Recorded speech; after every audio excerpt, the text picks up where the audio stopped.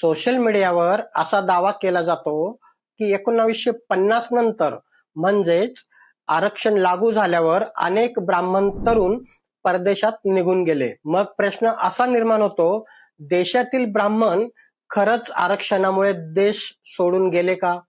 पण इतिहास असं सांगतो की ही गोष्ट पूर्ण सत्य नाही.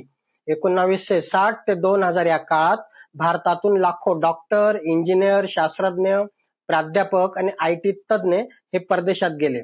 त्यामध्ये ब्राह्मण बहुसंख्येने असण्याची शक्यता आहे. पण त्यांच्यासोबत गुजराती, पंजाबी, जैन, पारसी, मराठा, रेड्डी, नायर, बंगाली आणि इतर अनेक समाजांचे लोकही होते. हे लोक परदेशात जाण्याचं मुख्य कारण म्हणजे उच्च शिक्षण घेणं, संशोधनाच्या संधी, जास्त पगार, आंतरराष्ट्रीय करिअर असंही सांगितलं जातं. म्हणजेच हा केवळ आरक्षणाचा प्रश्न नव्हता.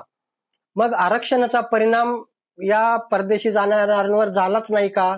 अर्थात नक्की झाला आणि हे वास्तव नाकारता येत नाही. खरा प्रश्न ब्राह्मण भारत देश सोडतील का हा नाही, तर मूळ प्रश्न हा आहे की पुढील काळात भारत देश आपली प्रतिभा कशी टिकवणार, आरक्षण आणि सामाजिक न्याय यांच्यात संतुलन कसं साधणार आणि सर्वात महत्वाचा मुद्दा म्हणजे सर्व समाजांना समान संधी देणारी व्यवस्था भारत कशी उभी करणार.